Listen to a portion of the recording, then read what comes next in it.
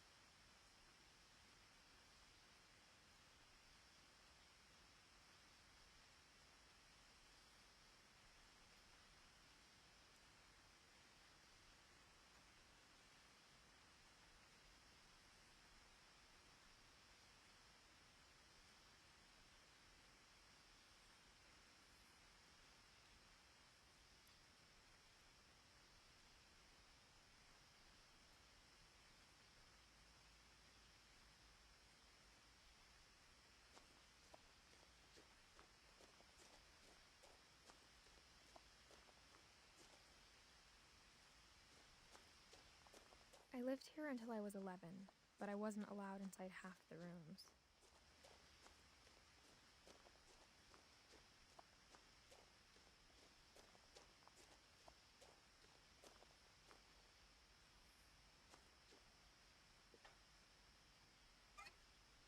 Inside the mailbox were bills from 7 years ago, marked urgent, open immediately.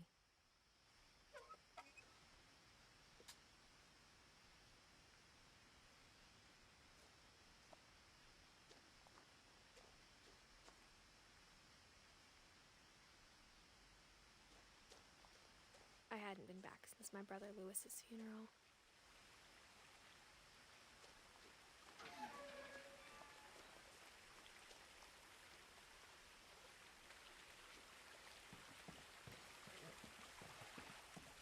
In her will, my mother left me a key, but didn't tell me what it unlocked. Maybe she thought I'd know, or she thought that the mystery would be enough to bring me back.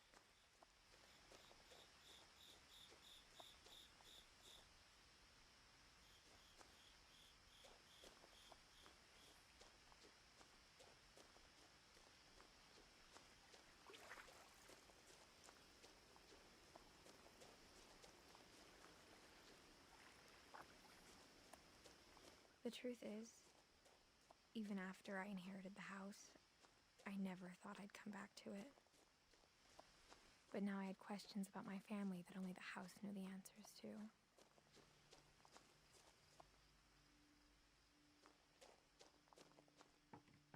The woods around the house have always been uncomfortably silent, as if they're about to say something but never do.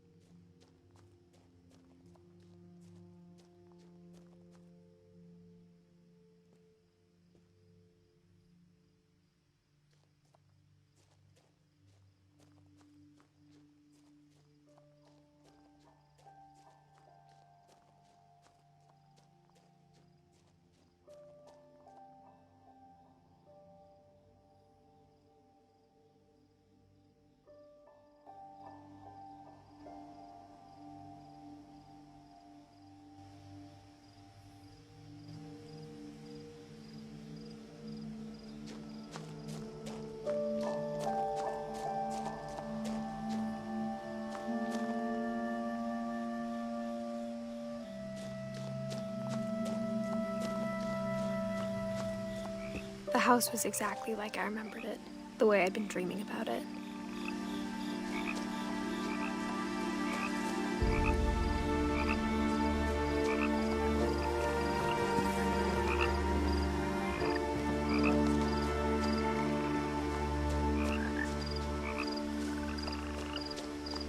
As a child, the house made me uncomfortable in a way I couldn't put into words.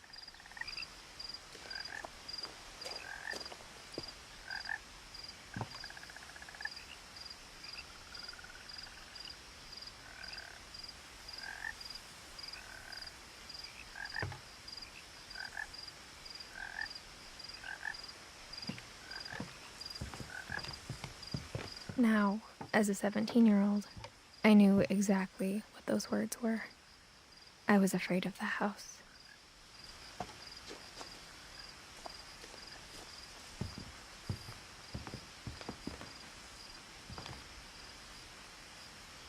I hoped the key might unlock the front door. It didn't.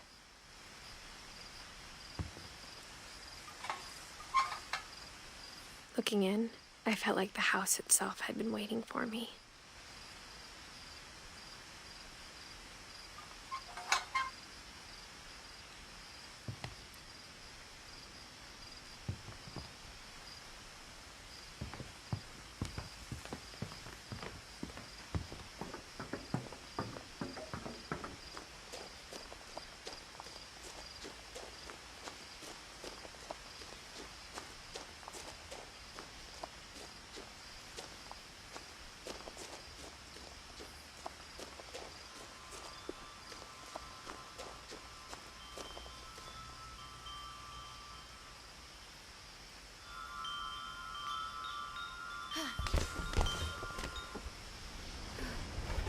Crawling through the doggy door used to be a lot easier when I was 11.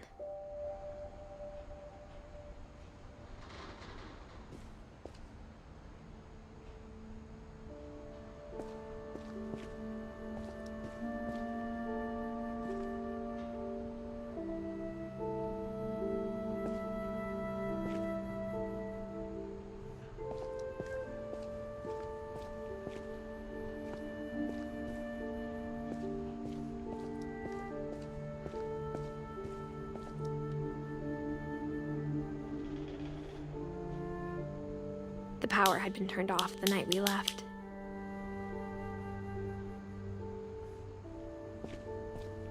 For the first time in years, I felt like I was home.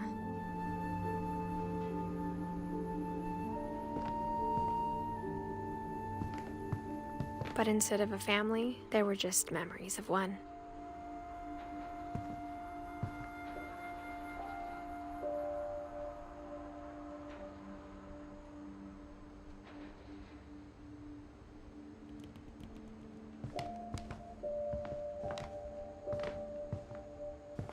Like how after Lewis started working at the cannery, we all got sick of eating salmon. Except our cat, Molly.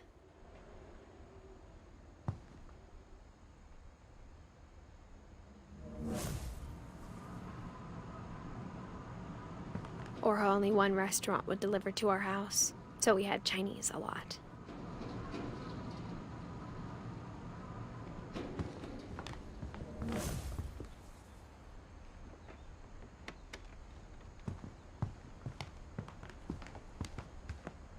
The table was still a wreck from the night we left.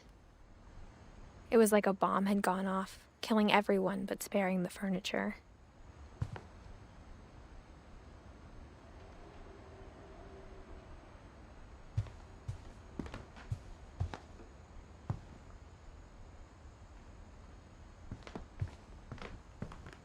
My mom was the only one of us who could imagine Great-Grandma Edie living in a nursing home.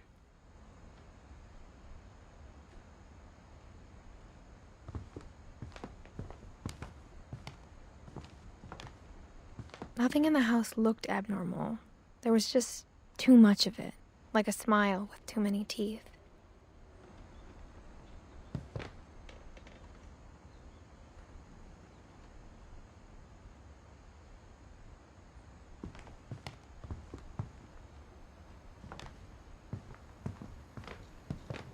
Even the fireplace had a story.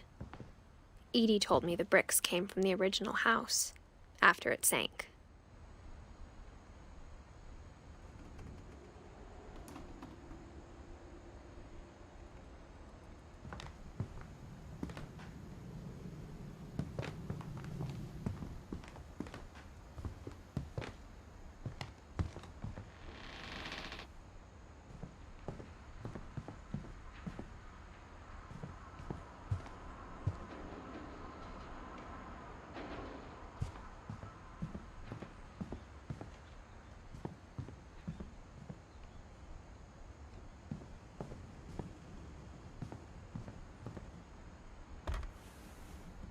Edie told me once that every Finch who ever lived is buried somewhere in the library.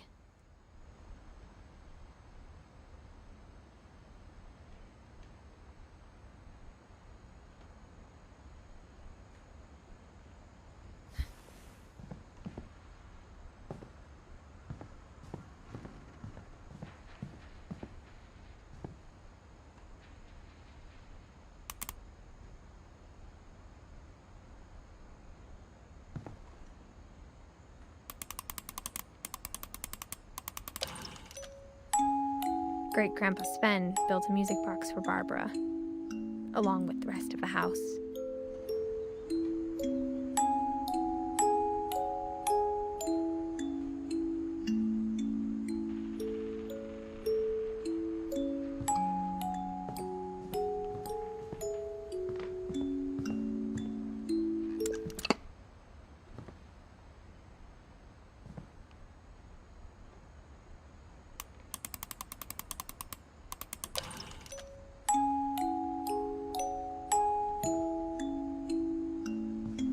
Mom always told me to stay out of the basement, so I wasn't too surprised when the key didn't fit.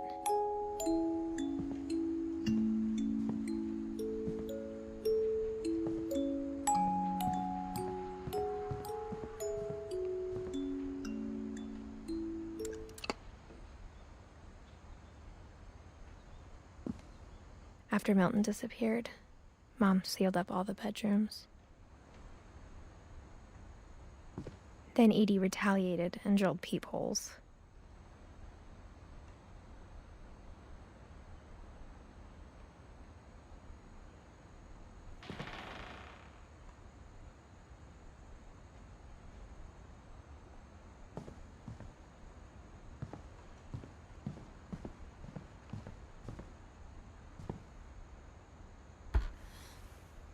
Molly always seemed like a girl I could imagine being friends with, if she hadn't died in 1947.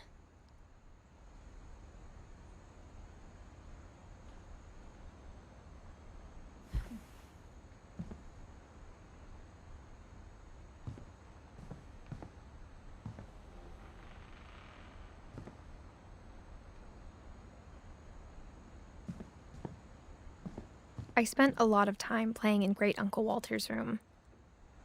I think my mom sometimes regretted not sealing it up.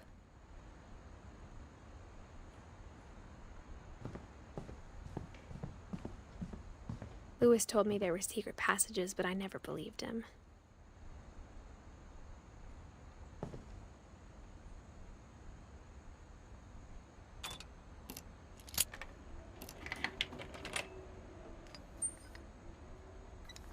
Turns out, my mom was really good at keeping secrets.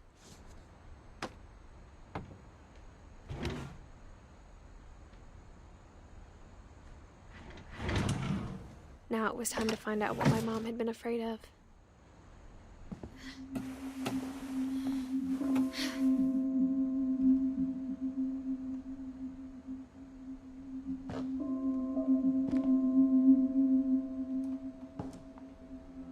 Reading this, maybe it sounds like I had a plan. From the paintings on the wall, it was clear my brother Milton had been here before me.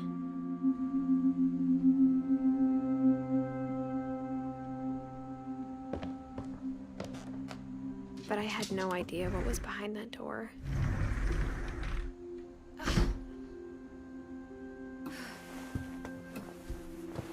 Just like I had no idea where all this was gonna lead.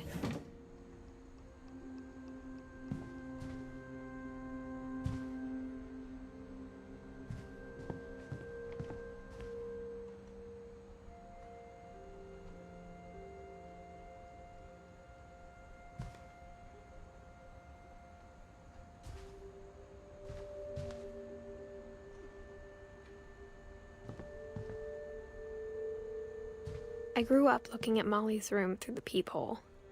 Being inside for the first time, I felt like I'd stepped behind a painting.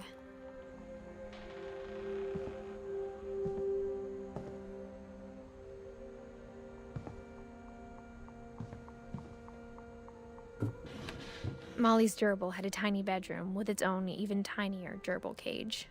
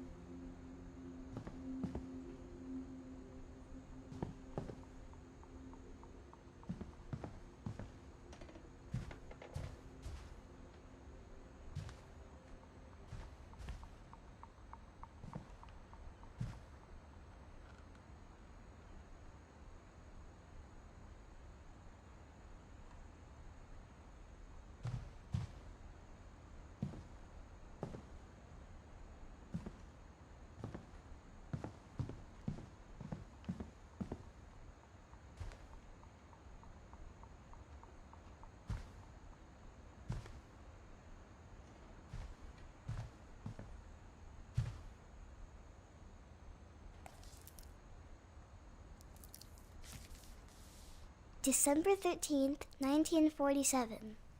Dear Diary, I'll be gone soon, but I wanted to tell somebody about what's gonna happen. It started when Mom sent me to bed without dinner. I woke up and I was starving, so I looked around for something to eat.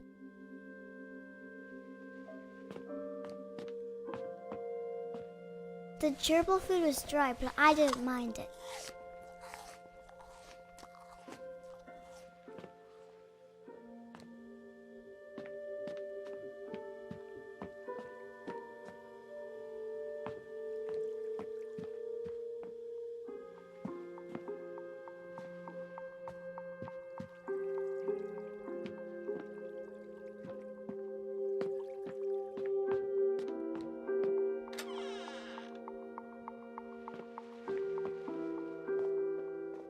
I kept eating and eating.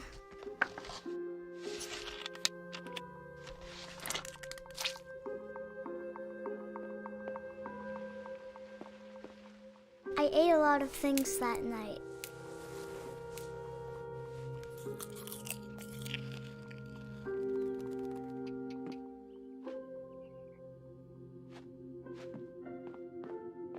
Then I heard chirping outside my window.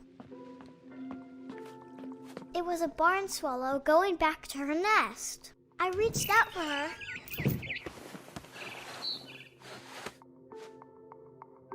And suddenly, I was a cat.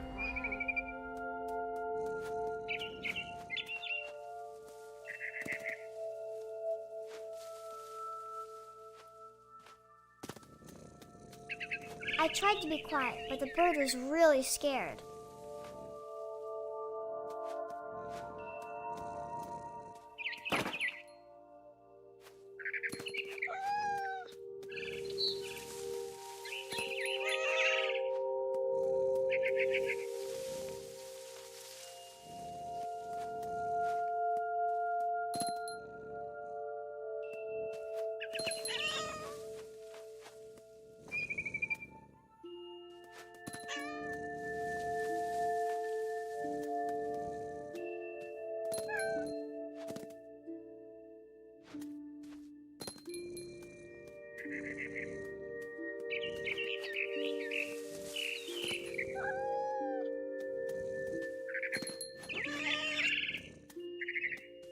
I jumped and I almost got her.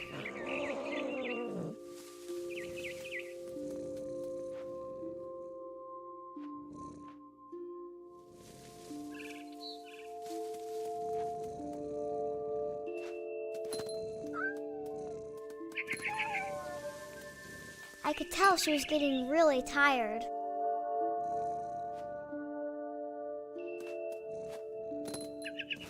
Now I was up in the big tree. I promised Dad I wouldn't climb it anymore. All I cared about was eating that mama bird.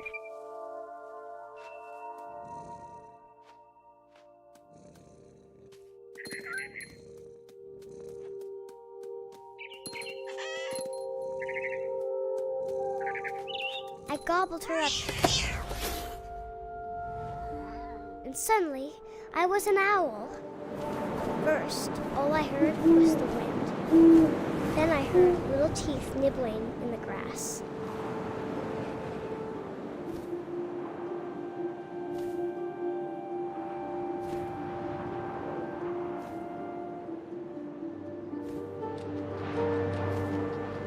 Rabbits.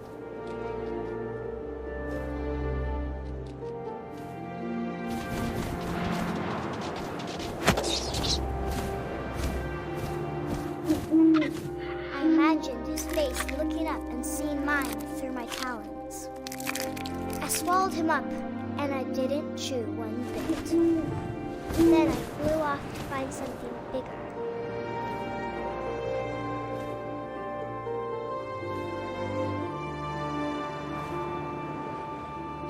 A mama rabbit.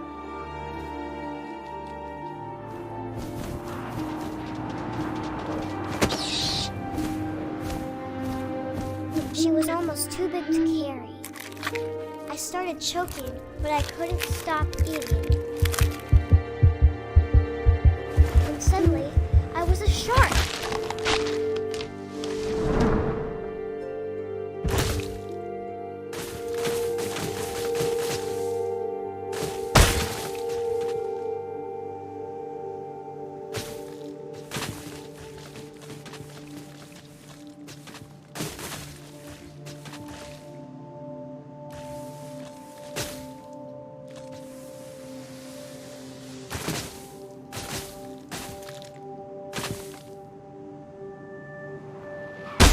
I rolled off a cliff and into the ocean. Now, I was hungrier than ever.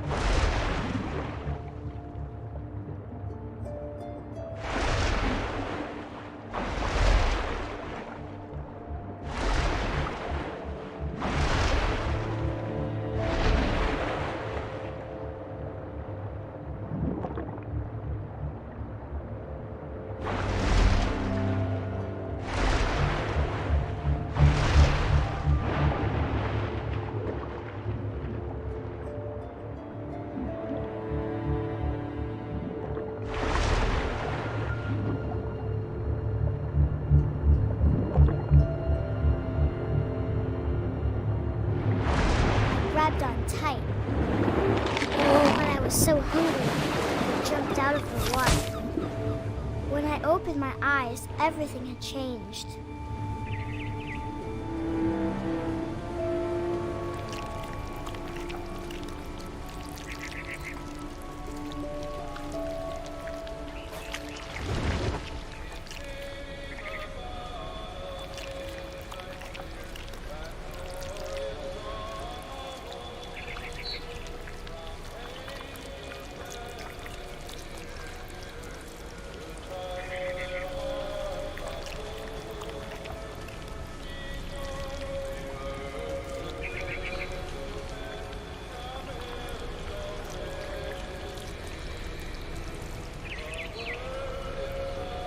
Now I was a monster, and I smelled people everywhere.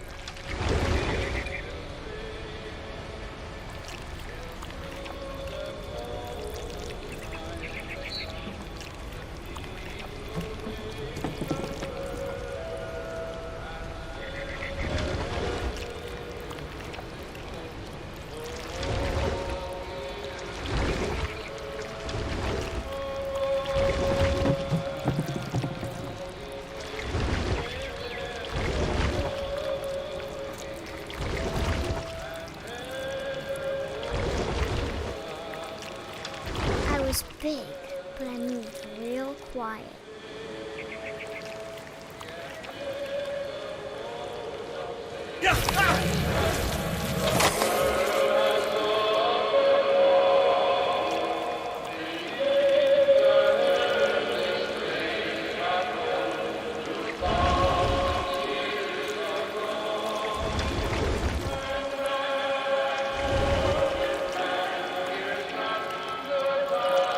I wanted to stop, but also I didn't.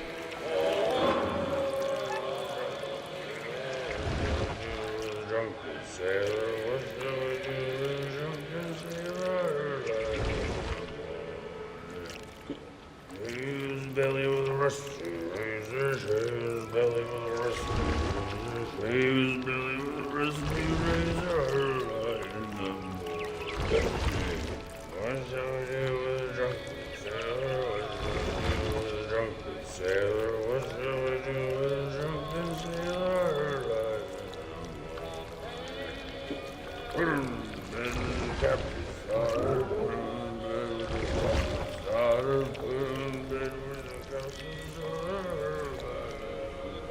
After the last passenger, I was still hungry. And across the water, I smelled something new. Something I had to have, so I swam towards it.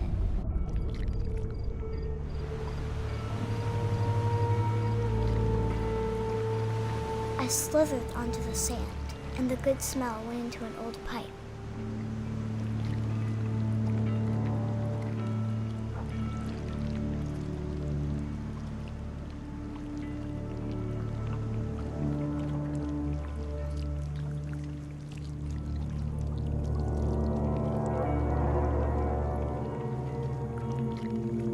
I got closer and closer.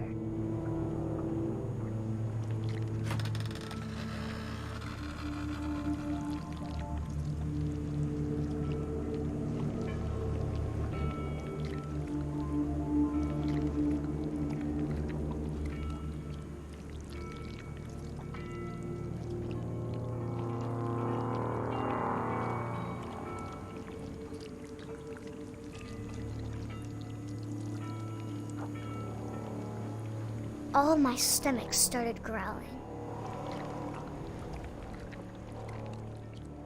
And suddenly, I was me again. I held my breath for a long time, but I couldn't hear anything.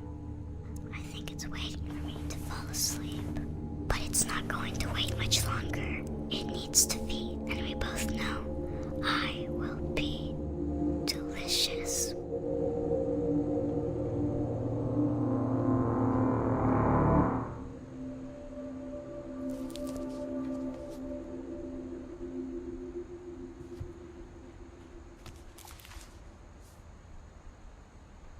I'm not sure if I believed all of that, but I'm sure Edie would have.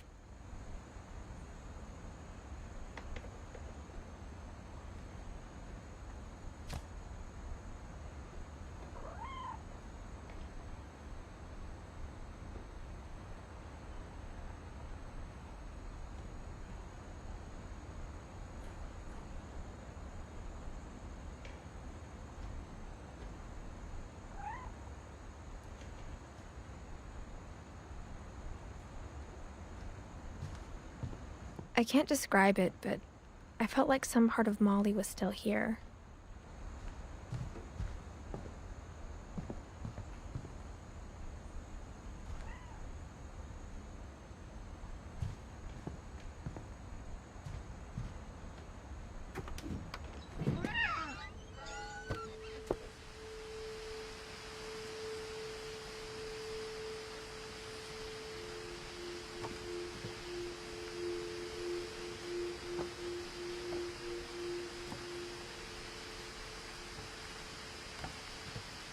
This will be obvious later, but my mom never told me any of these stories.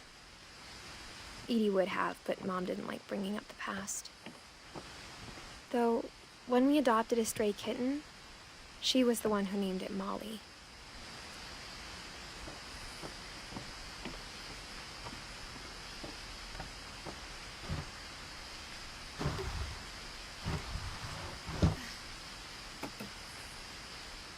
I spent a lot of time in Great-Grandma Edie's room. We got along, and it was a good place to hide from my mom. Edie knit me a new pair of gloves every year, just in time to replace the old ones.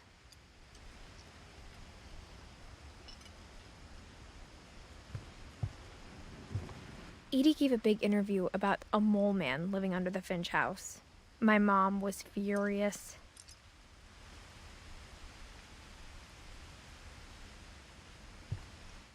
I hadn't thought of myself as Edith Jr. for a long, long time.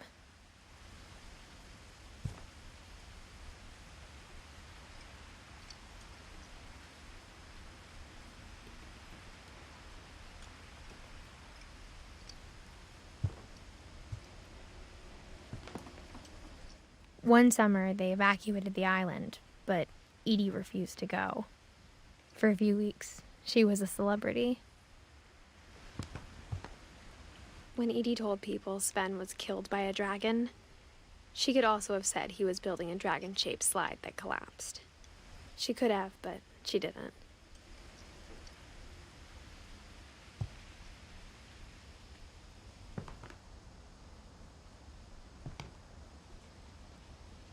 Even in her 90s, sometimes Edie seemed a lot younger than my mother.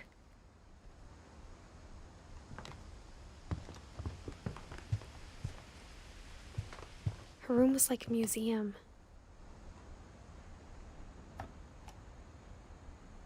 For 500 years, the Finches have been famous throughout Norway for their fortune and misfortune.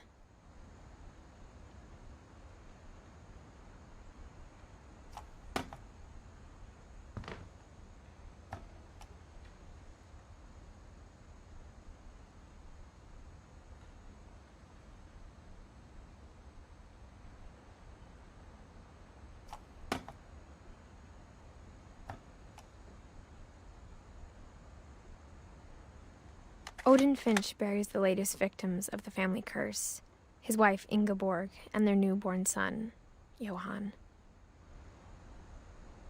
On January 7th, 1937, he set sail with his family and his house, hoping to leave the curse behind.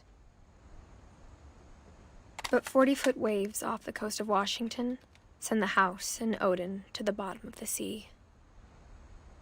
Odin's daughter Edie, with husband Sven and baby Molly, step ashore on their new home, Orcas Island. Odin Finch is the first to be buried in the new family cemetery.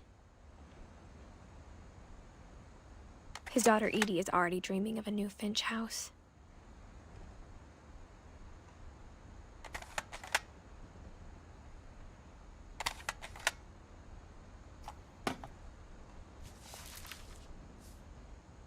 Whatever's wrong with this family, it goes back a long ways.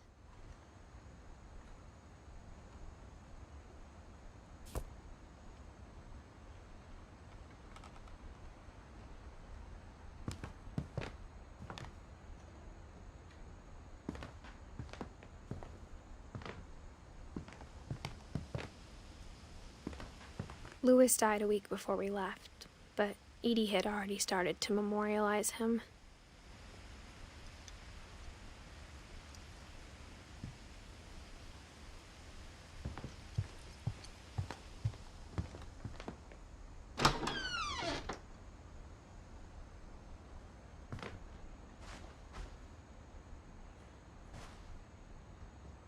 The only trace Grandpa Sam's first wife, Kay, left on the house was the pink bathroom.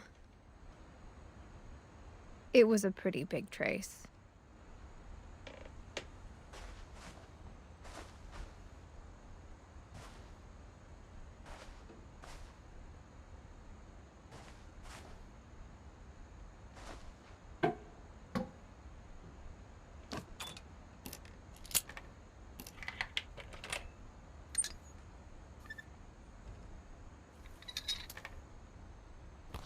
There's a secret in this bathroom. It's in the last place you would look.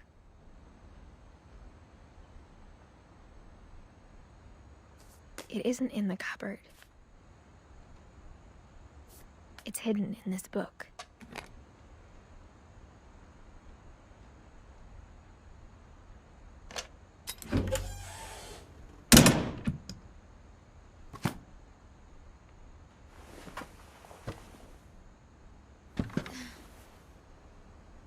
Sven gave Sam an old camera he'd refurbished.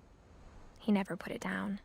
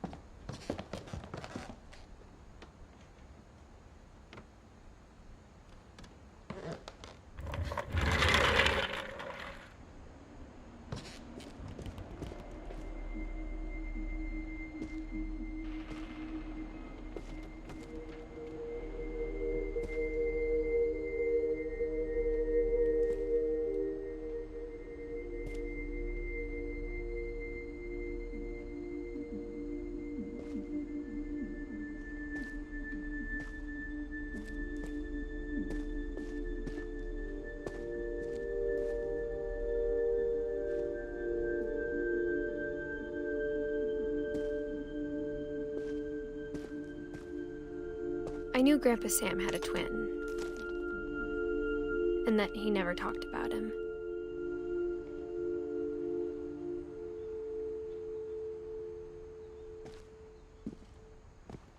I guess my grandpa didn't like history any more than my mom did.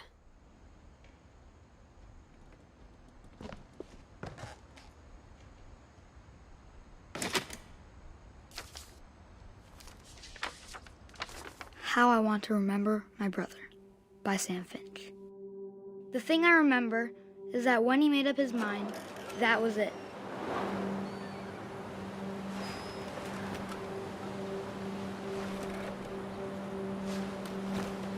My brother said he'd die before he ate another mushroom, and he did. At Barbara's funeral, we swore we'd never be afraid again, and he wasn't. I think Calvin always wanted to fly. Sam! Calvin! Dinner's ready! Coming! But that day, he finally made up his mind to do it. I told him going around was impossible. Maybe if I hadn't said that,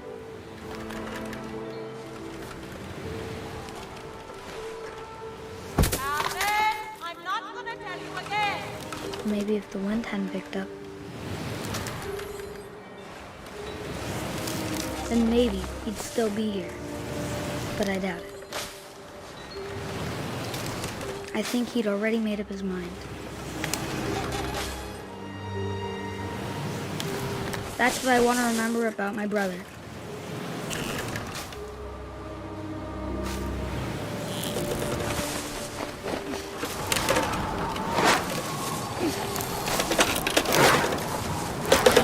The day he made up his mind to fly. And he did.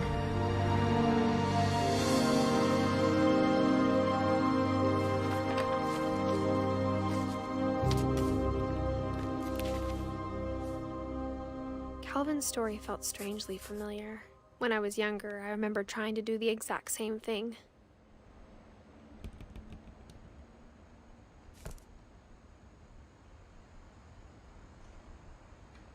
After the funeral, Edie roped off Calvin's half of the room.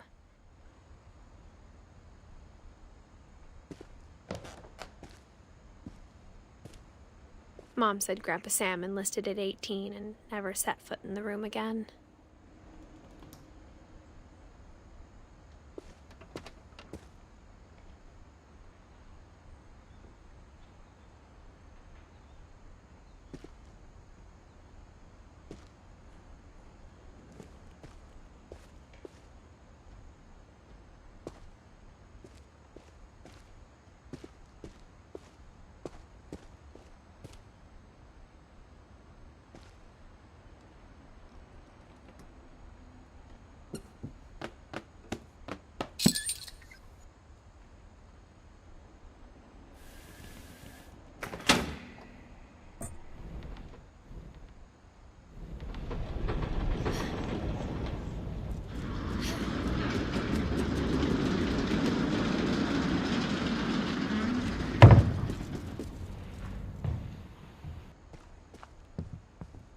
The passages were a pretty tight fit.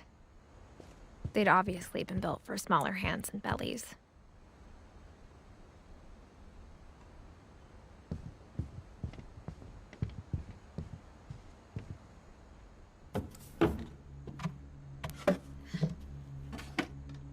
Growing up, I always thought of Barbara as a child star.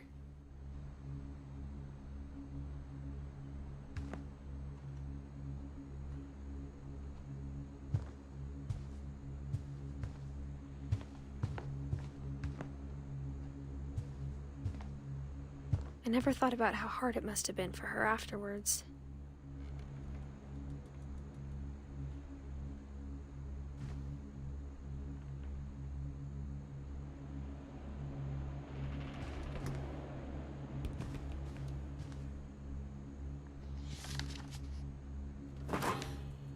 Of all the stories people wrote about Barbara's death, I'm surprised Edie saved this one.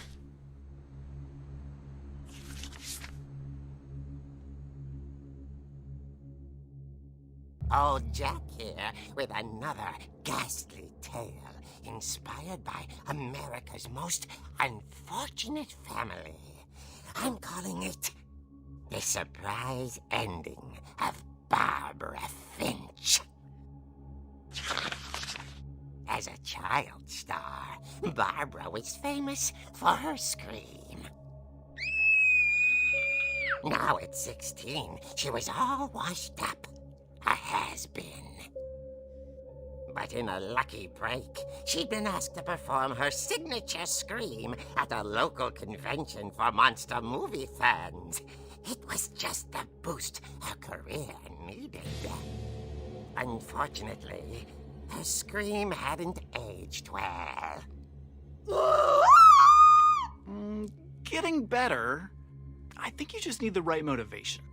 Her biggest fan and current boyfriend, Rick, was about to demonstrate when... Now that was a great scream. It was Barbara's father, Sven. He'd slipped into a table saw and had to be rushed to the emergency room. So Barbara got stuck babysitting her youngest brother, Walter. Her convention comeback was cancelled.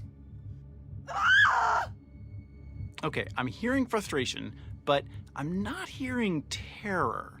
What if I tried... A gang of hoodlums in Halloween masks have been terrorizing Orcas Island tonight. Police are urging residents to... That came from the basement. You're right!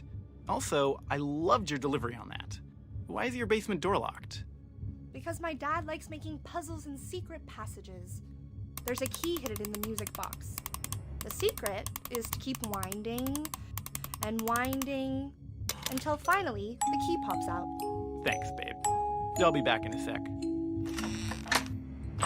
20 minutes later, Rick hadn't returned. So Barbara went to look for him, right on cue. She reached for the music box.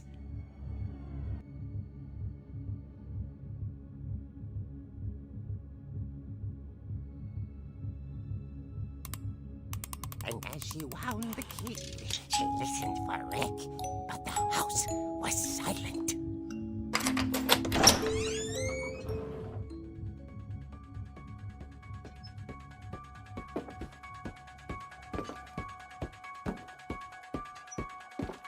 She found Rick's crutch and imagined the worst.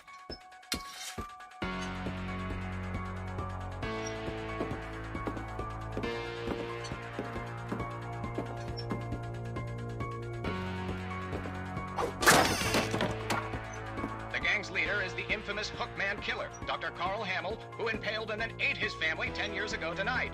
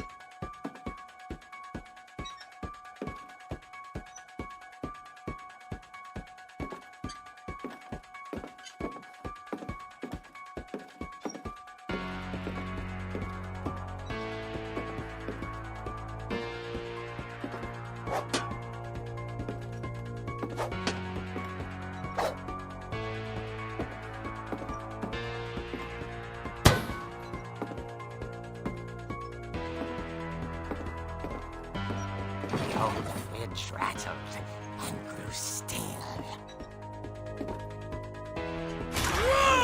Oh dear!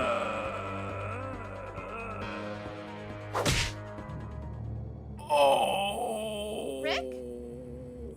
Barb, relax. I was just trying to scare you to help you find your scream. Well, I'm not scared, Rick.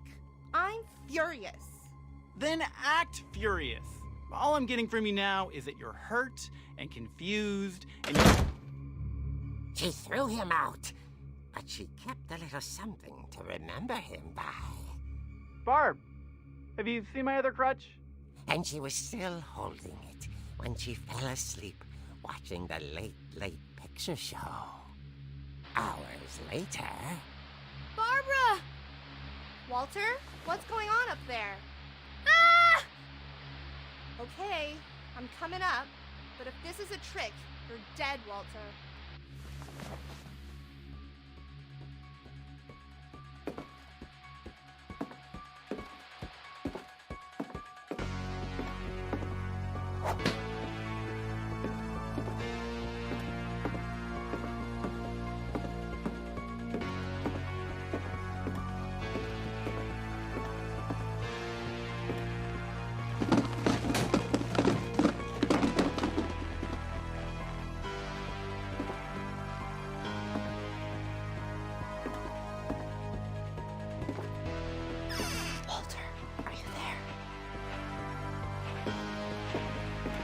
Walter had vanished, but his bedside radio was still on. Orcas Island police describe the man as 6 feet tall, with a steel hook for a hand. Residents are urged to lock all doors and windows and notify the police of any suspicious activity.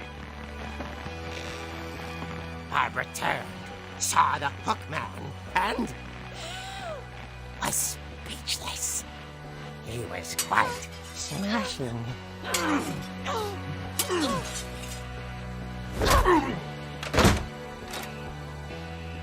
he was.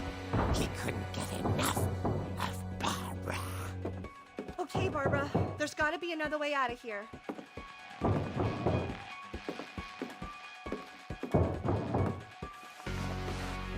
That night, she played her part beautifully.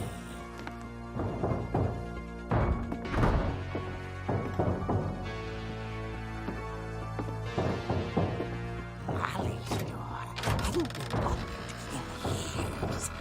The hinges grow.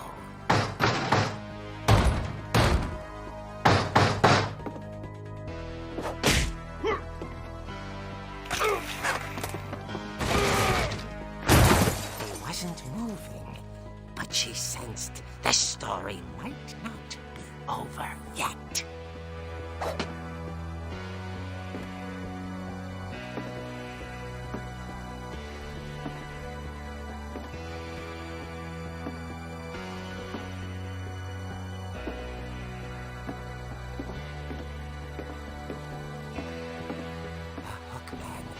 Vanished. She listened for his breathing, but all she heard was...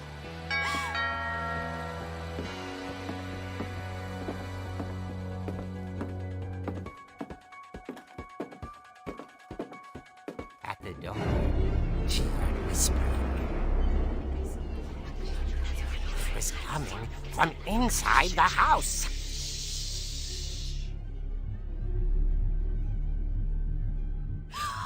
Oh dear.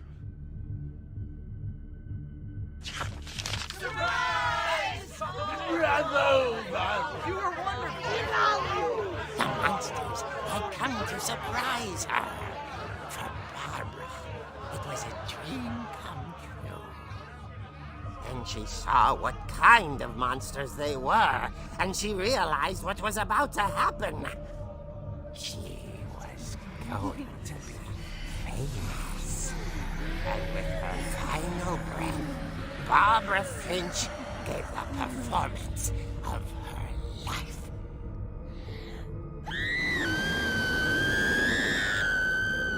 I wasn't there myself, but I hear Barbara was magnificent. Poor girl. She had a taste for stardom. But unfortunately, so did her fans. Of course, the police blamed it all on poor Rick, who disappeared the same night. And little Walter, hiding under his bed the whole time. He took it all pretty hard, but that's another story. As for Barbara, tucked inside the music box is all they ever found of her. Her ear. Now that's what I call a real eerie tale.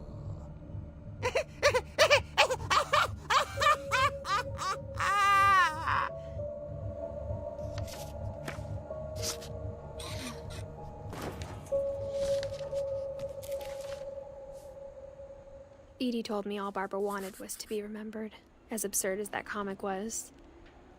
Maybe what Edie saw was a happy ending.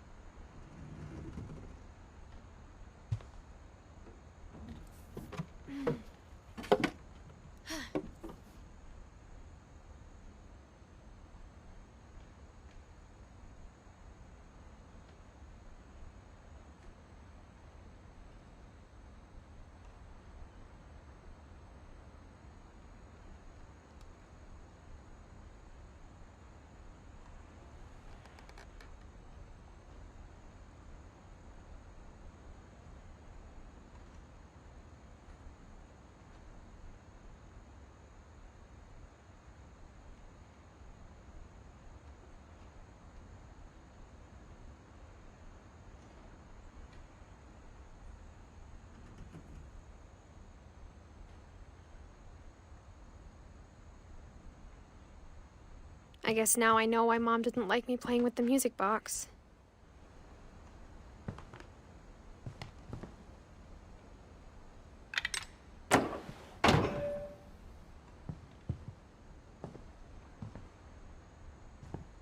Whenever people ask me about my family, the first thing they always want to know about is Barbara.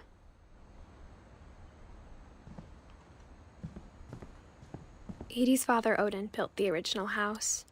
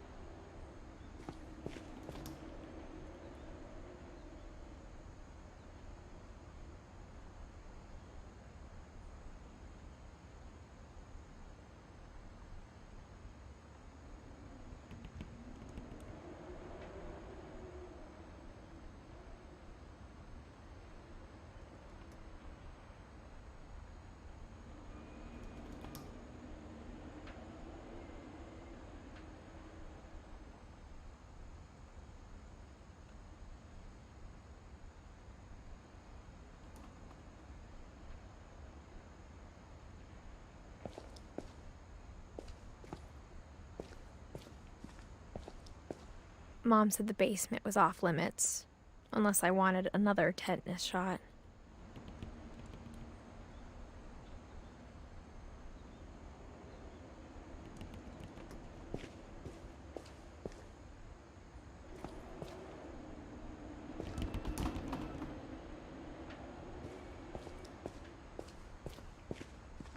I saw Edie sneak down to the basement once, carrying packages.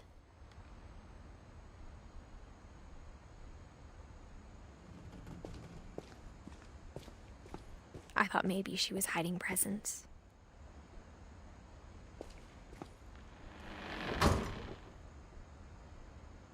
It turned out she was hiding a lot more than that.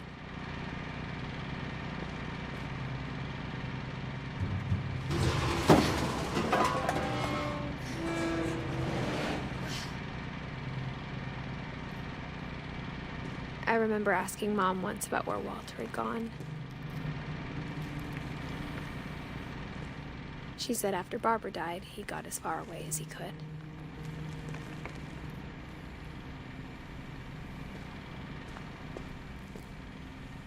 If there's a pattern in all these stories, I think it's that none of us has gotten very far.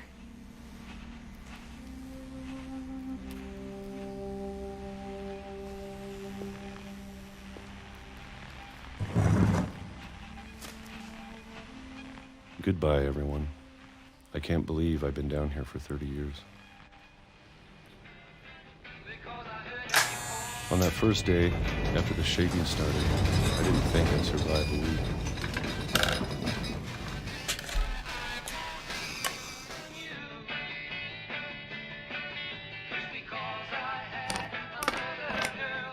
But after a few days, I settled into a routine. That's what kept me sane. Having a schedule, living for today. I always expected to be dead tomorrow. But if you wait long enough, you get used to anything.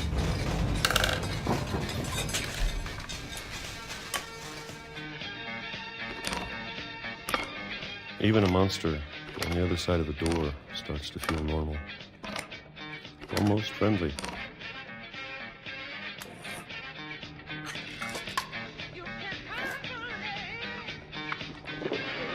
And then one day, everything just stopped. stop. Whatever that thing was, it was gone. Maybe it got tired of waiting. Or maybe I just got tired of being afraid.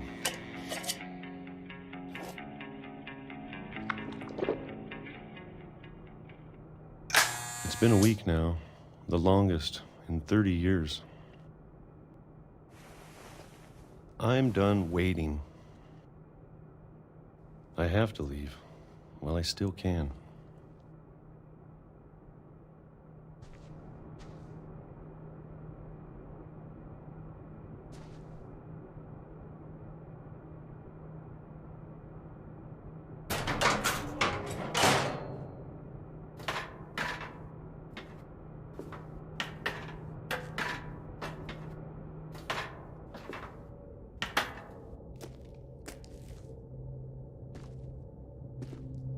I know it's out there, somewhere.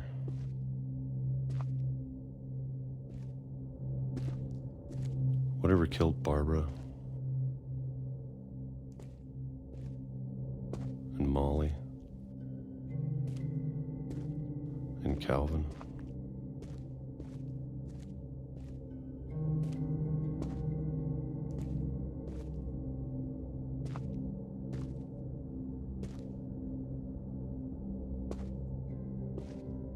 Maybe this is all a mistake.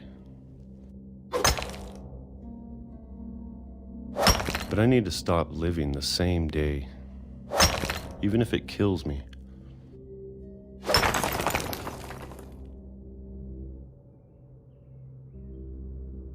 Whatever's out there, I want you to know I'm ready for it. I'm going to appreciate all of it, especially the food. I don't mind if I only have a year left. Or a month. Or a single week. I'd be happy with one new day. I can already imagine the sun on my face.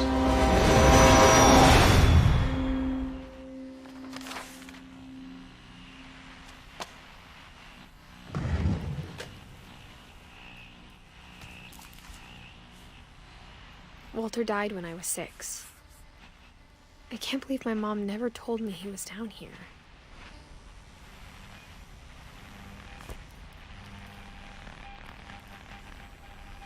I'm sure my mom was trying to protect me.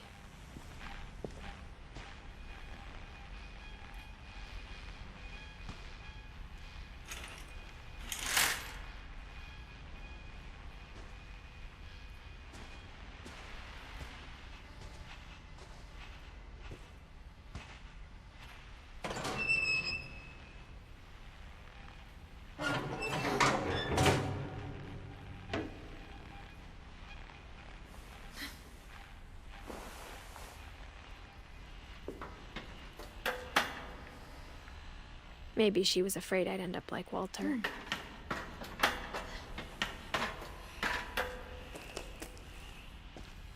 But if she never told me about an uncle under the house, I can only imagine what else she was hiding. I don't want to make the same mistakes she made. Trying to bury something that's still alive.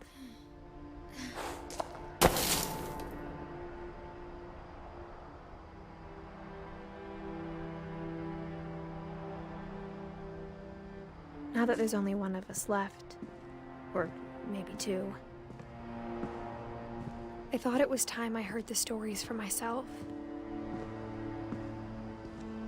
and found out what happened to everyone else.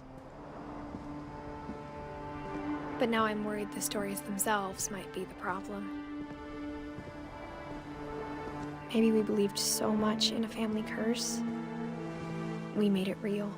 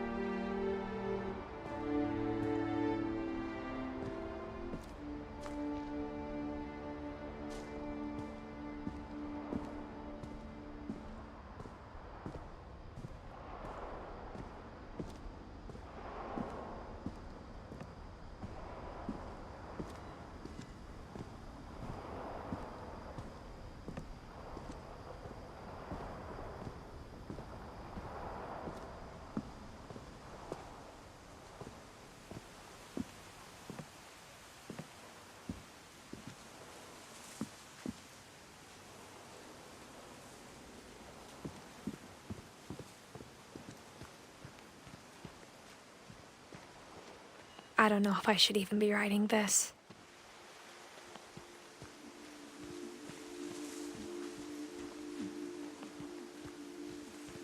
Maybe it'd be better if all this just died with me.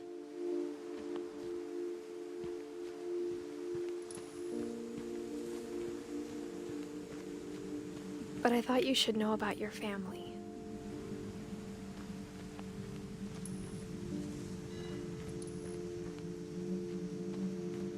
And the history you're a part of.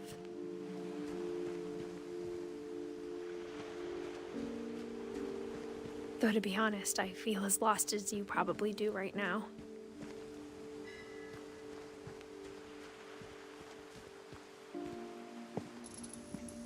I think the people in these stories believed them, for what that's worth.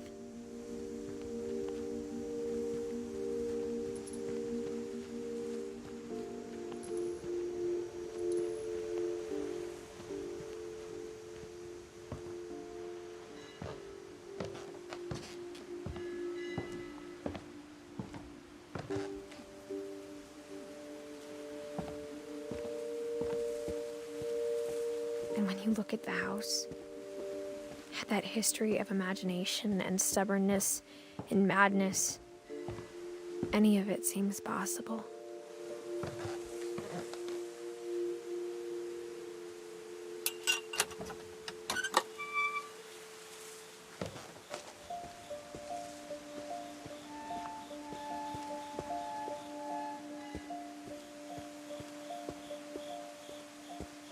I think we've been surrounded by death for so long, we've just gotten used to it. What kind of family finishes building a cemetery before starting the house?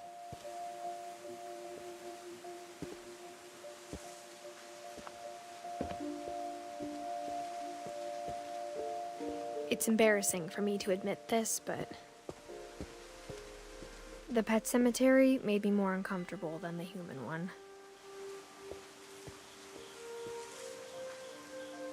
3 of the gerbils were mine, and 2 had been my fault.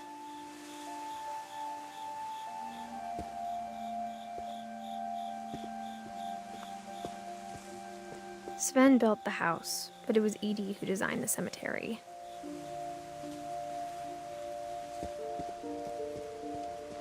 I'm sure Odin's monument had been Edie's idea. My mom was always trying to move on, but for Edie, the past never went away.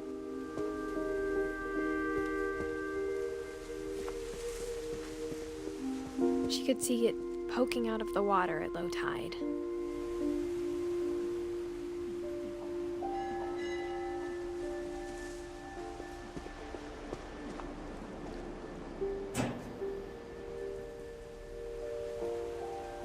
Edie said she dreamed about the old house every night.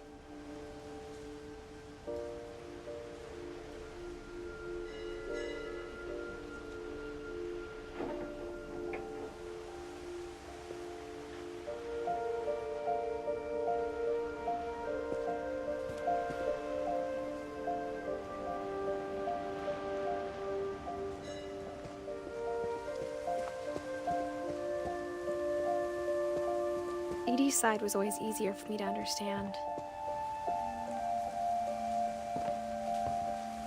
But the older I get, the more I can see where my mom was coming from. Her dad had been pretty strict, but it wasn't enough to save her brothers. She was just trying to do better.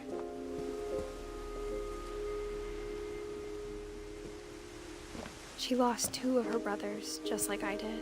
I get why she tried so hard to protect us.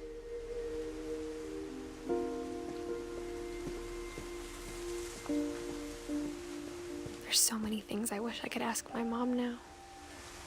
Part of me thinks this is what she wanted all along. For me to come back someday and find everything out for myself.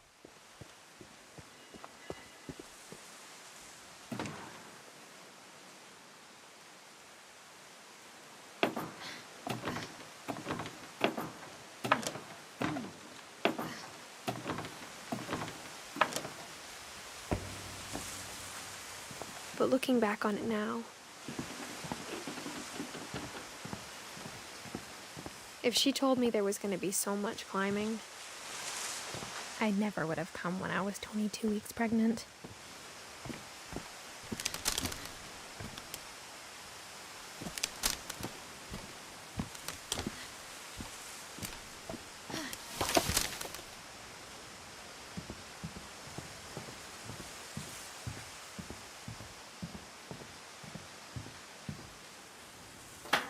I never met Grandpa Sam, but I think he and my mom had a lot in common.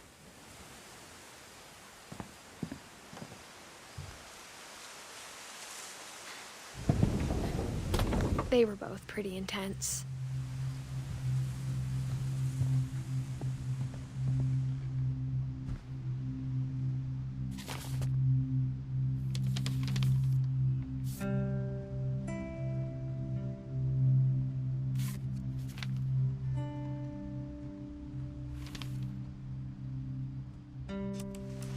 Dawn, I promise, you'll never forget this weekend.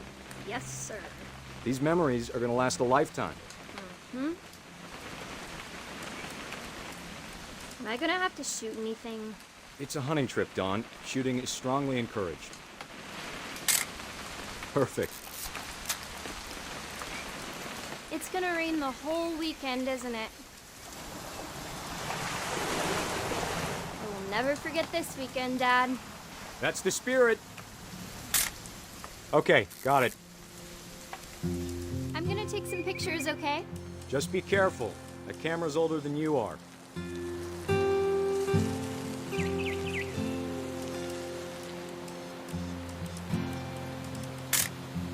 Aw. You're right, Dad. It's starting to clear up. Still freezing, though. Definitely should not have drunk all that coffee. Hey! That's a keeper. Hold still while I take a picture of you. I'm just saying, I'm not always gonna be here, Dawn. You'll need to remember this stuff, if you want to survive. I'll be fine, Dad. You know who else thought he was gonna be fine? Some guy who died. Dawn, I'm being serious. I know, Dad. You're always serious. Dad! Good eyes, Dawn. Before you take the shot, let me get a picture of you.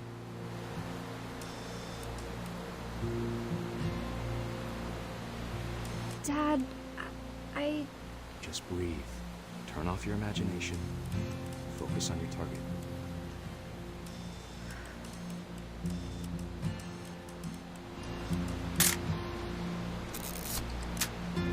Let me get behind you. Do I have to do this? Dawn, you don't have to do anything. But if you want to survive, you'll need to be strong. Great shot, Dawn!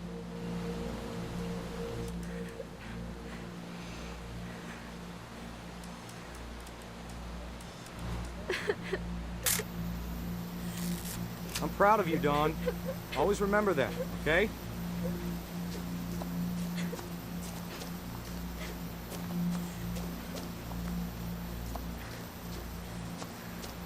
Sorry, Dawn, just gotta reset the timer.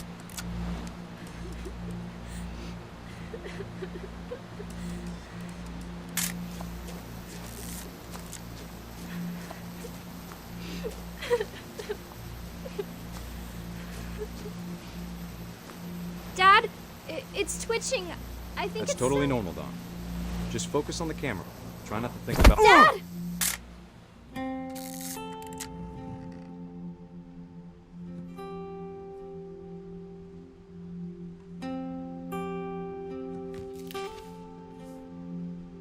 Of all these stories, that's the one I wish most that my mom had told me.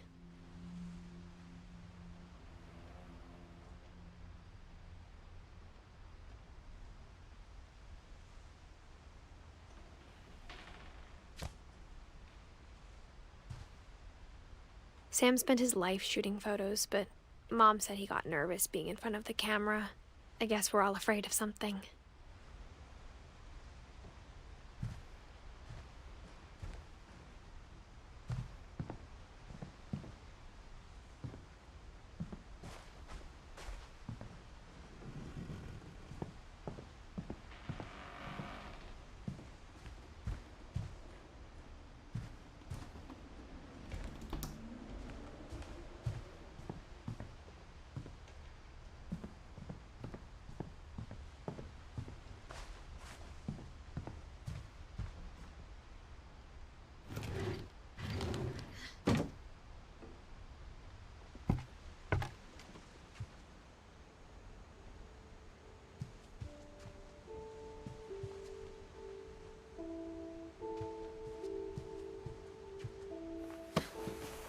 After Sam died, my mom and Edie got really close. They'd both lost a lot.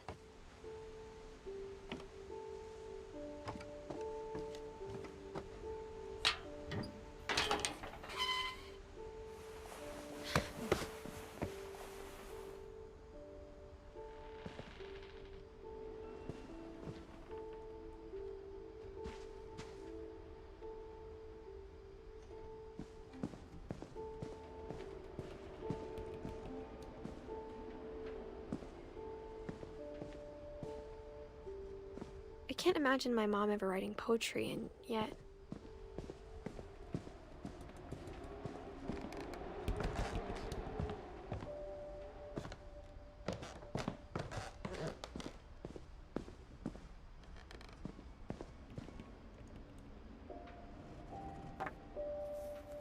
A poem for Gus, who always said the wedding was a bad idea.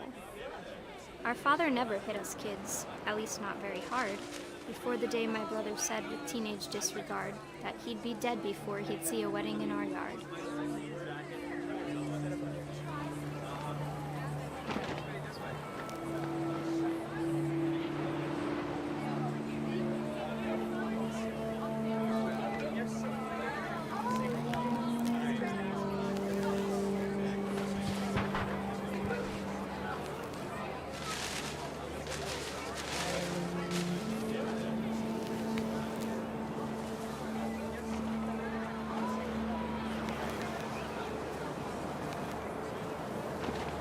My father made him come, of course, but Gus stood far apart, just flew his kite and bottled up the storm inside his heart.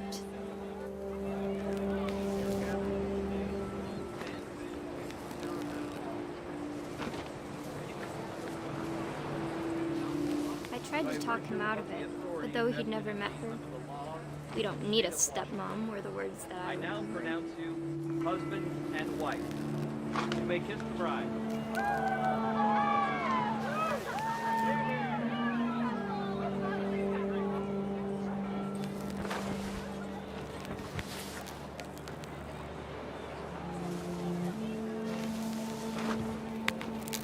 When the time for photos came, Dad ordered him to come here. But Gus declined, and as a sign held up his middle finger.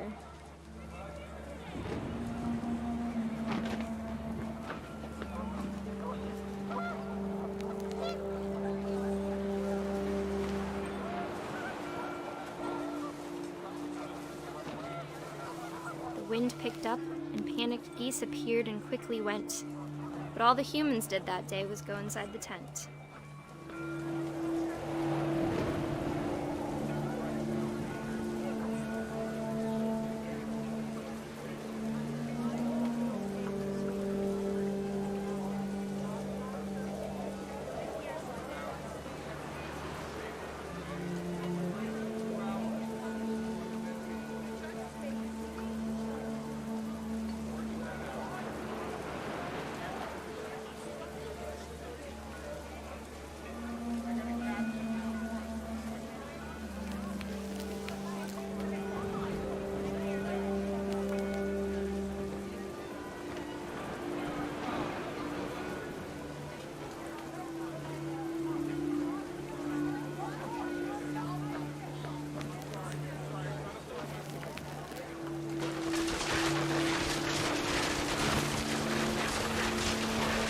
Rain came down in buckets then, but no one seemed afraid that nature might destroy the tent our dad had crudely made.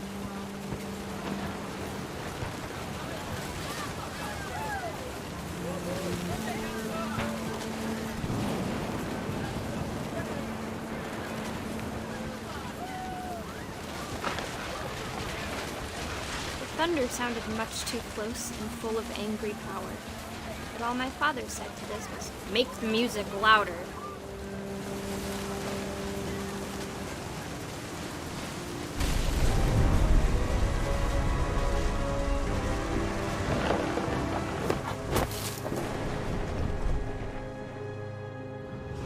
I wish that I could truly say I thought about you on that day.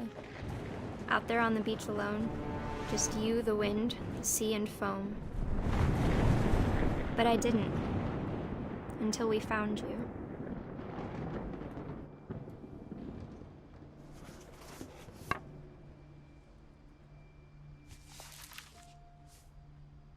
She never talked about him, but Mom told me once if I was a boy, they were going to name me Gus.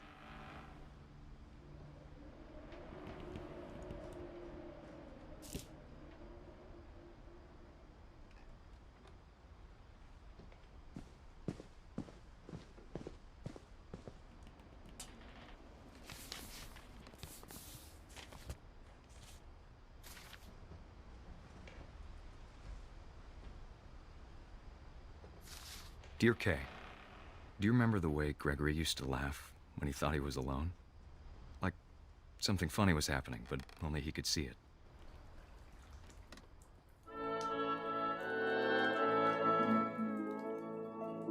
I think he saw things the rest of us don't.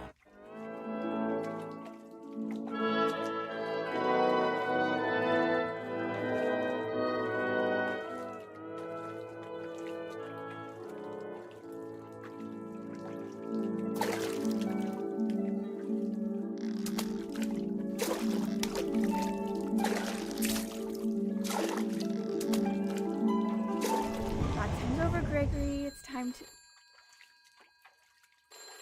Hold on, sweetie. Hello? Sam, I told you I don't want to talk right now. I wonder what he saw. What his world was like.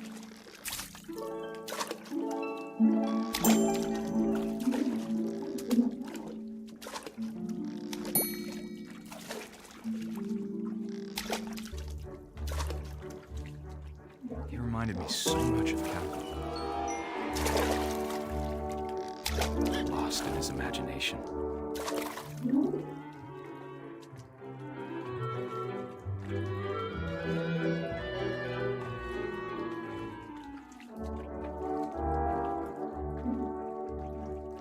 Whatever it was, he saw.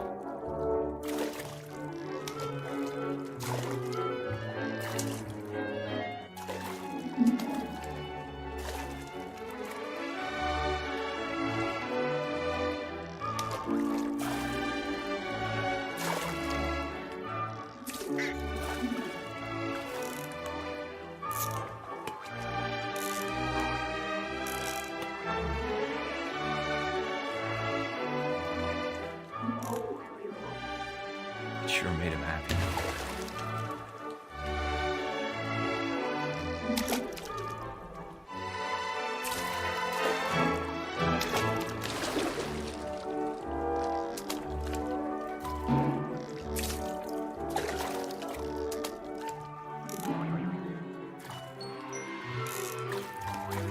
I know how silly it sounds.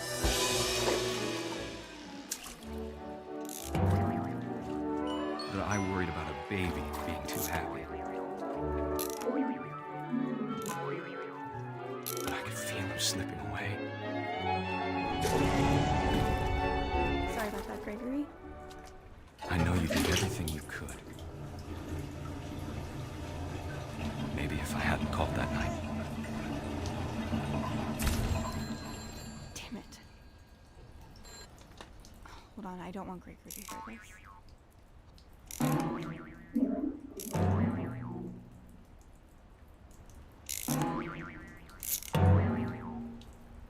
I wish he could have told us about the world he saw.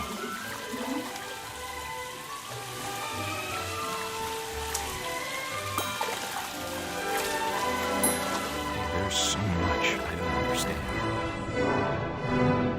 about Gregory, about everything.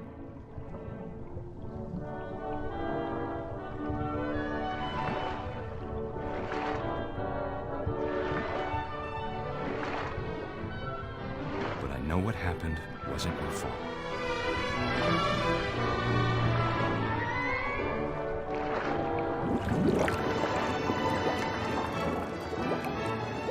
I'm sure he's happy. And he'd want you to be happy too. Good luck, Kay. Love, Sam.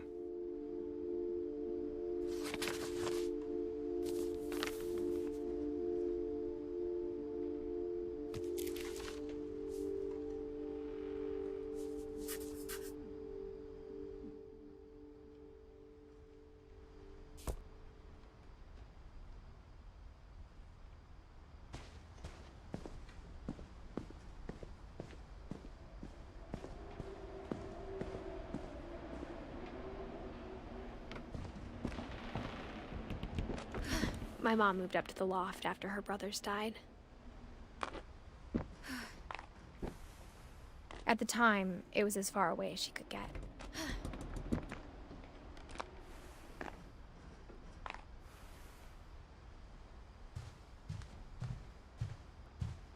She spent a summer building houses in Calcutta, where she met my dad, Sanjay.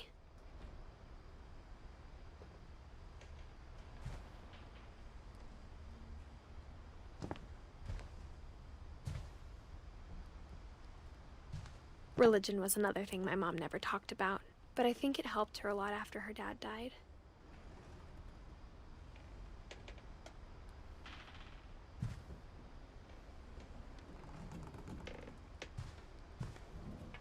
My mom moved to India a week after graduation and got a job teaching English.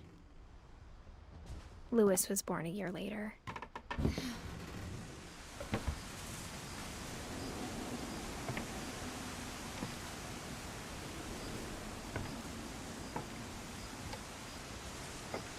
When my dad died, I don't think Mom knew where else to go.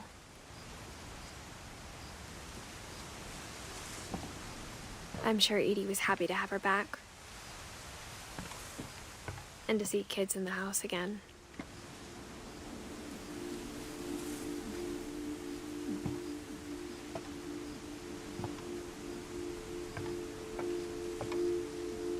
The house had to get a little bigger, but Edie was used to that.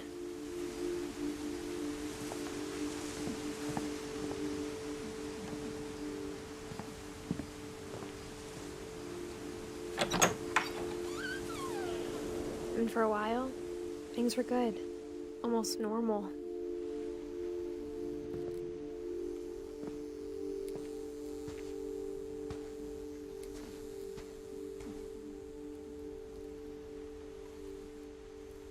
But it didn't last. The beginning of the end was Milton's 10th birthday, when Edie gave him a castle.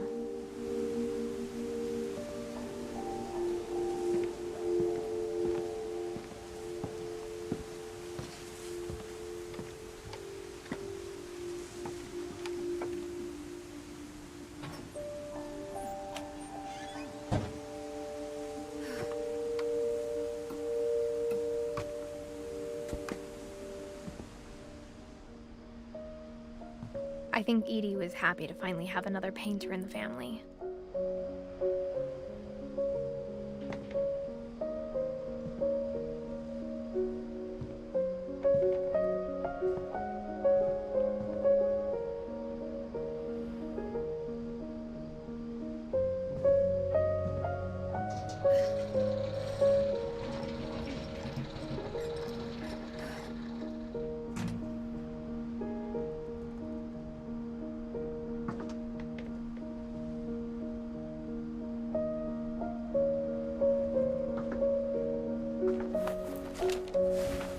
Edith Finch in The Magic Paintbrush.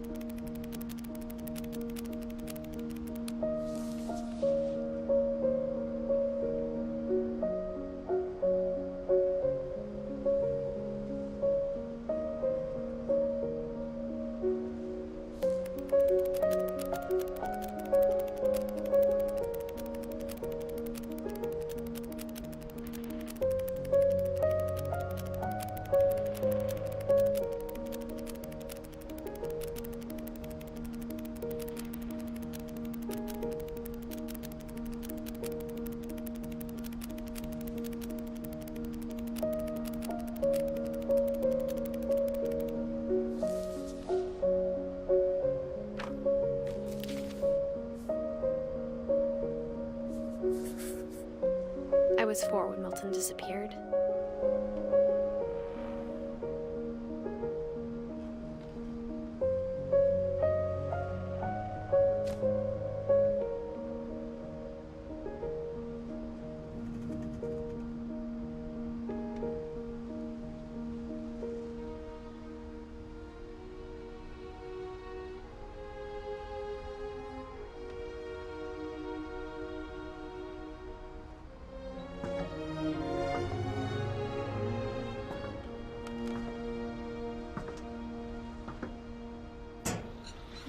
Mom spent months searching for my brother. Then she sealed the doors.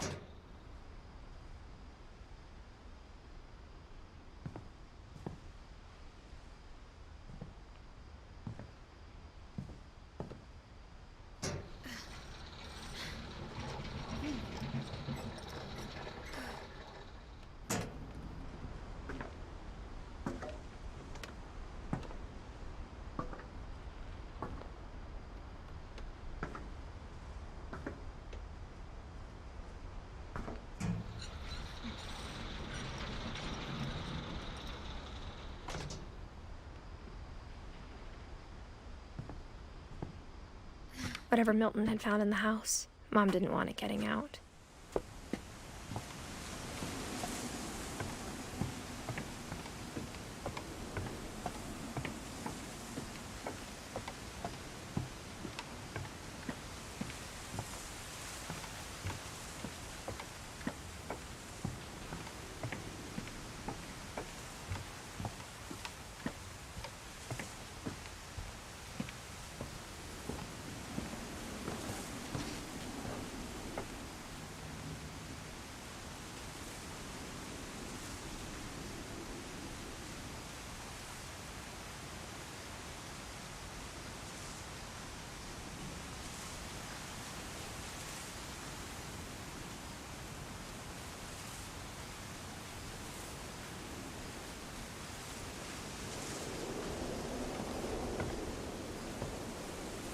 Mom definitely blamed Edie, but I think Louis blamed himself.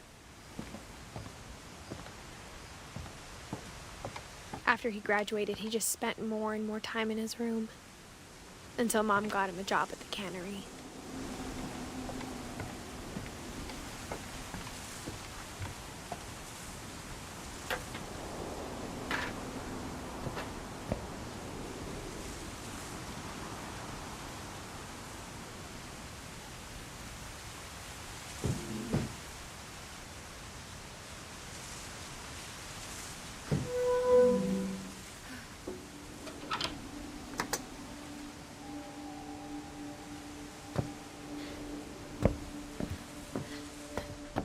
Louis's room smelled very, very familiar. That part of him lived on.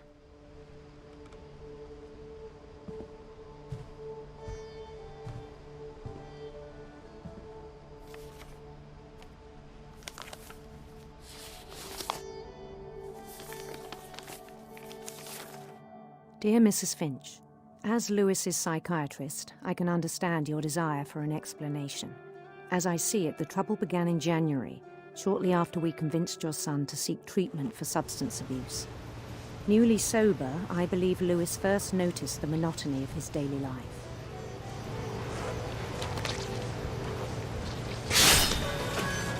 He kept working at the cannery, but he withdrew part of himself. In our sessions, I saw the same behavior. His mind began to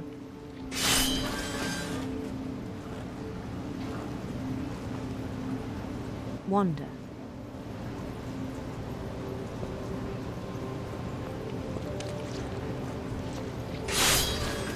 I asked him to describe it.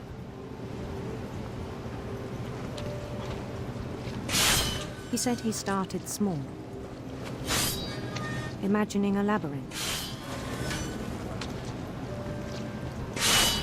He'd feel his way about. Then something moved.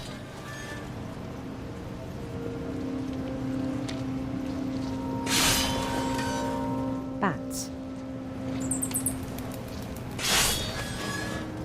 And toads.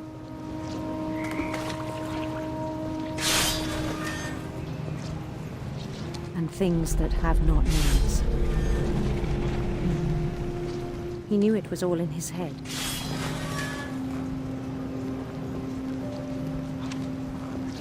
But he took it very seriously. I had hoped he'd find himself.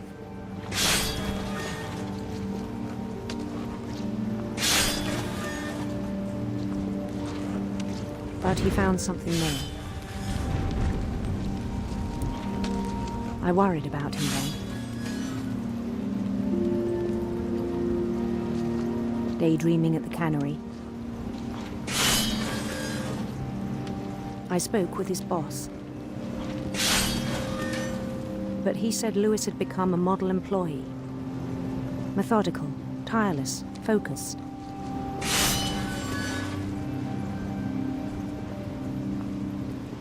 Like a whole new Lewis.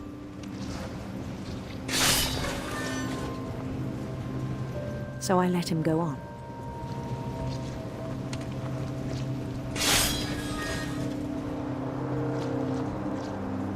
I even encouraged him. It seemed very promising at first. He told me he'd made a new friend.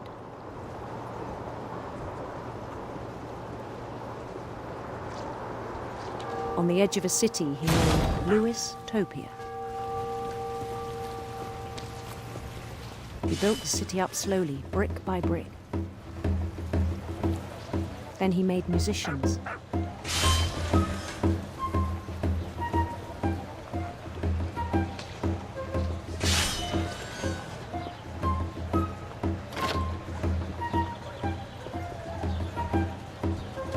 And songs for them to play. He talked about starting a band. And he was always humming something. Every day his imagination grew stronger.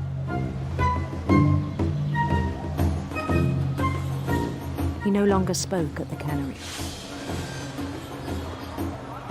But his chopping was as reliable as ever. Then one day it struck him that all the cheering crowds, even the stones under his feet, were all in his imagination. So he could do whatever he wished.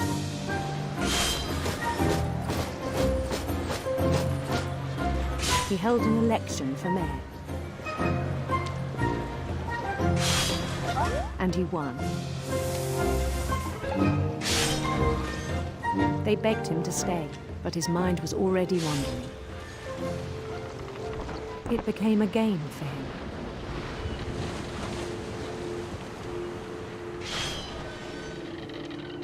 He'd conquer a city, then immediately push on. New Louisville.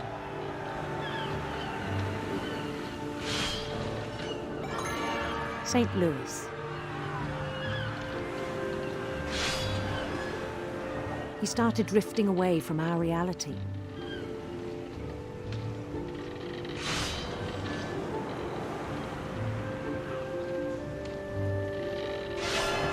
Minneapolis, until one day he forgot to go home from the cannery.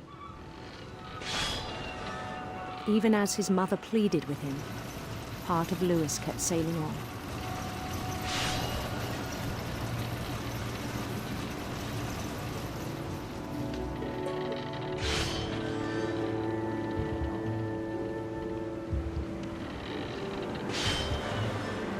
In Lewisburg, he heard rumors of a handsome queen.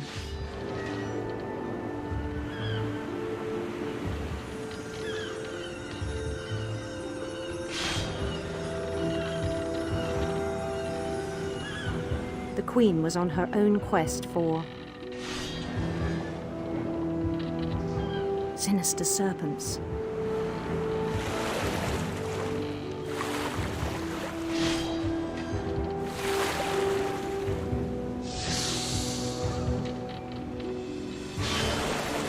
He followed the sound of her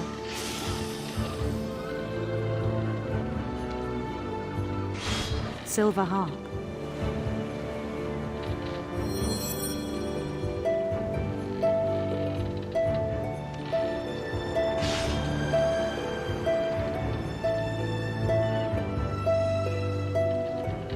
His chase led him to a golden palace east of the sun and west of the moon. Even then, his logic remained sound.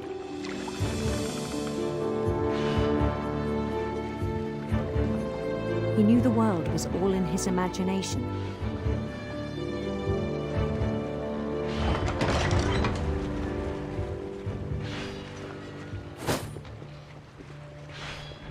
but he was so proud of having created it. In his own eyes, he'd become something greater than a king.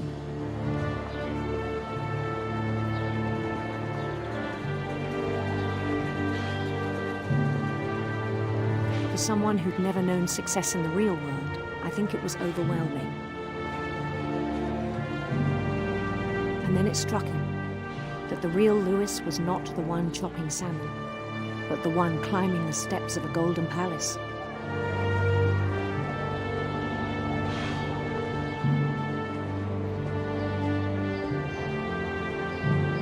My imagination is as real as my body, he told me. It was hard to argue with him.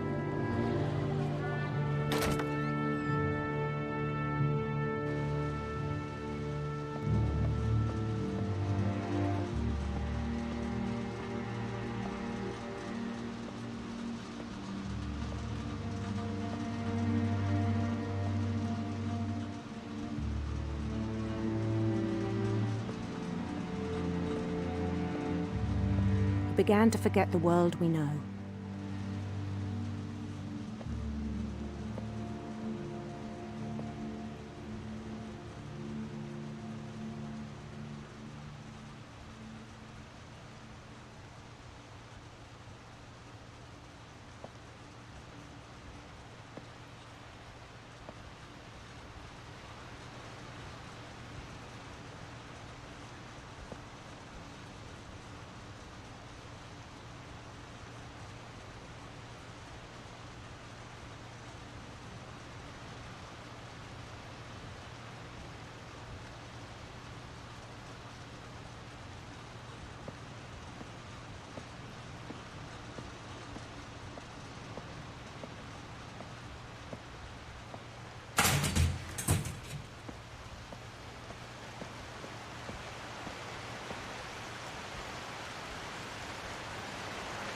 I think it pained him to remember Louis, the cannery worker.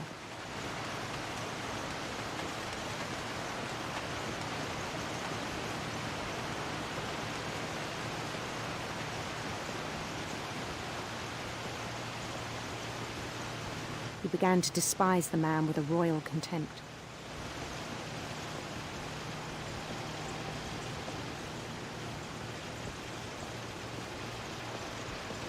I still thought I could save him. Even after he said he was being crowned king over all the lands of wonder.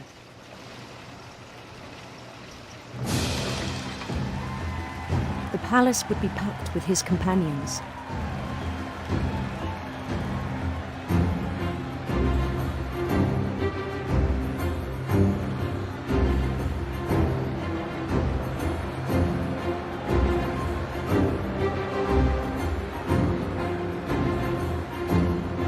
Including the wise Calico had insisted on advising me.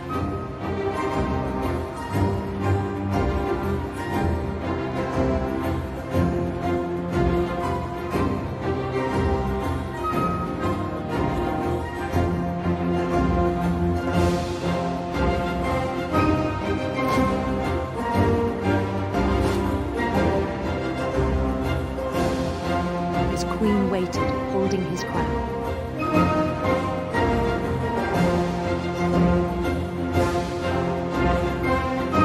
There was only one thing left to do.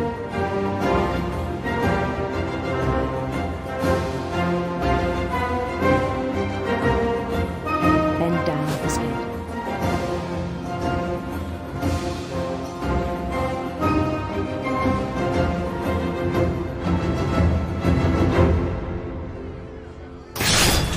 And the rest I think you know. Mrs. Finch, your son was a kind man who will be missed by all of us who knew him.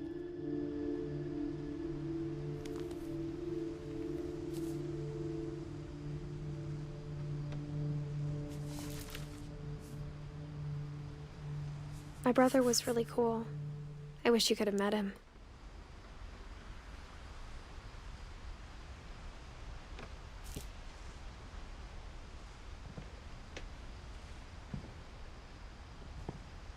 Louis and I spent a lot of time playing games together, but he was surprisingly bad at them.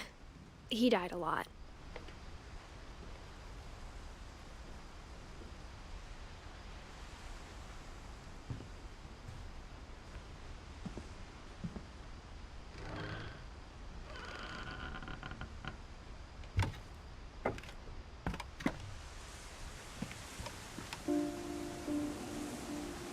On the way back from Lewis's funeral, my mom told me to start packing.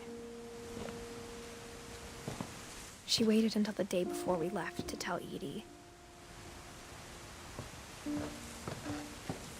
I'm not sure if she wanted to make it easier or harder.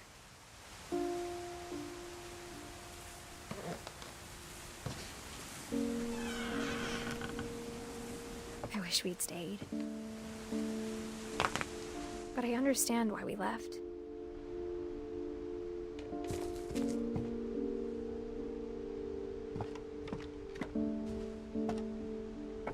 My mom ended up leaving everything behind.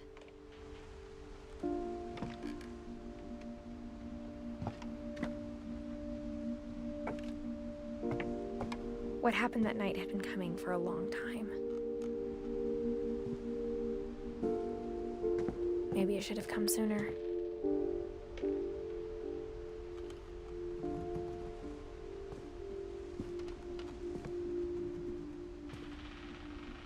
But it had to end one way or another. All that's left now is to tell you about that last night.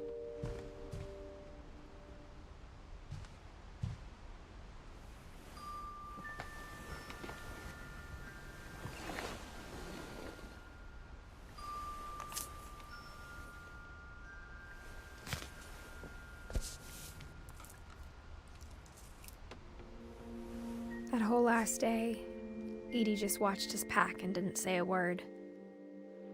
Until supper, when she raised her glass and said, "To our final night together, and all our final nights apart." Grandma, you know what I said about alcohol. Some of your medications are very Edith, specific. I left a present for you in the hallway. Why don't you go open it? The grown-ups have to argue now. I'm sorry, you're right. We're all leaving tomorrow. Let's just enjoy our last... I'm not leaving. Edith, you're excused.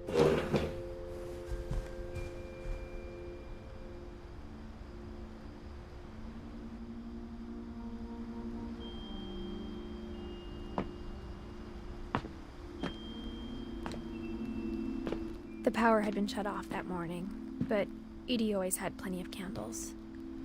When my mom sealed the library, I don't think she knew about the other entrance. Or that Edie had a key to it.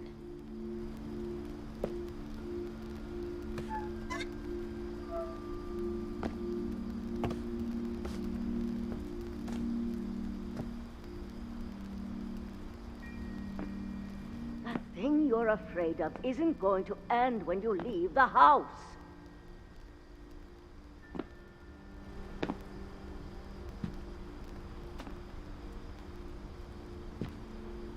Edith has a right to know these stories. My children are dead because of your stories.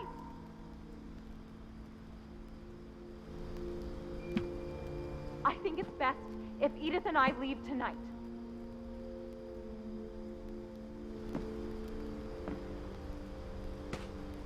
We'll have the nursing home send a van for you in the morning, okay?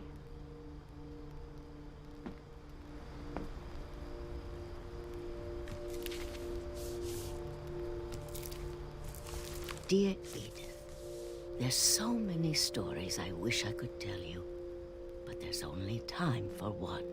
This is about what happened on the night you were born. That night, the tide went way, way out. It was the first and last time I ever saw the old house aground. There'd been an earthquake out in the middle of the ocean. They called it the lowest tide in 1,000 years. God, it smelled awful. You know, I've seen that house every day of my life.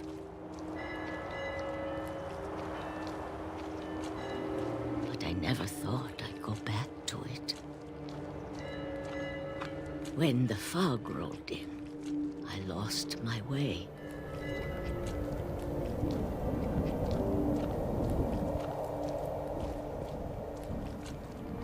I got turned around.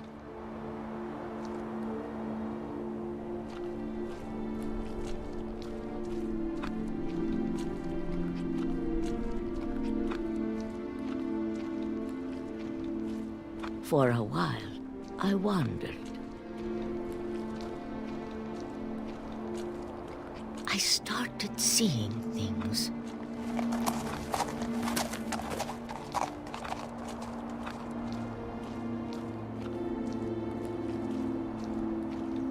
Things I'd forgotten had ever existed.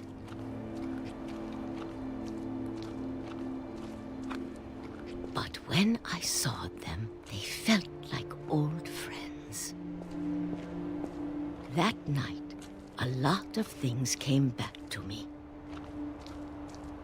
Or maybe I came back to them.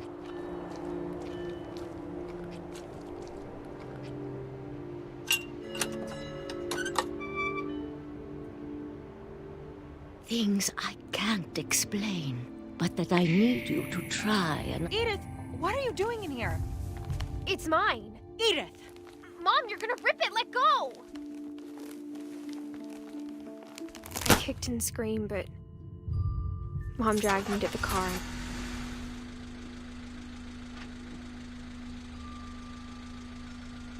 I never saw Great-Grandma Edie again.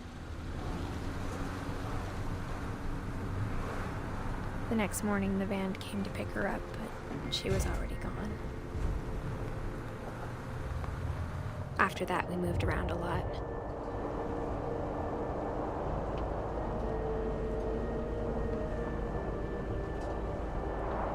We both tried to make the best of it.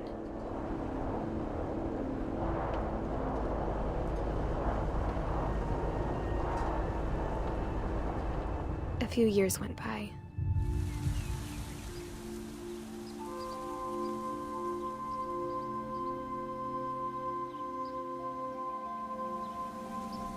My mom didn't like to talk about it.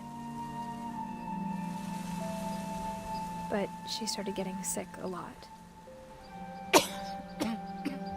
The rest happened pretty quickly.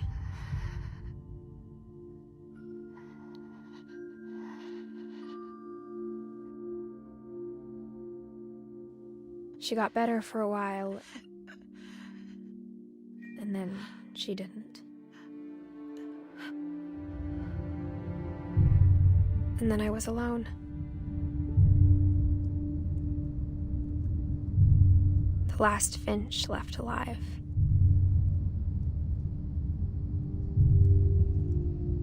Until I found out about you.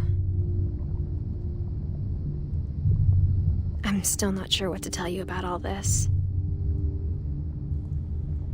If we lived forever, maybe we'd have time to understand things. But as it is, I think the best we can do is try to open our eyes. And appreciate how strange and brief all of this is.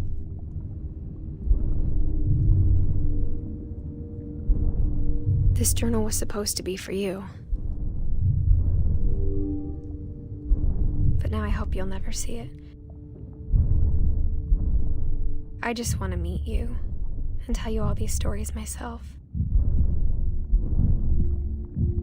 But I guess if you're reading this now, things didn't work out that way.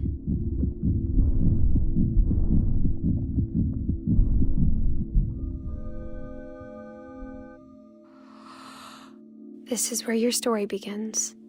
I'm sorry I won't be there to see it. It's a lot to ask, but I don't want you to be sad that I'm gone. I want you to be amazed that any of us ever had a chance to be here at all. Good luck.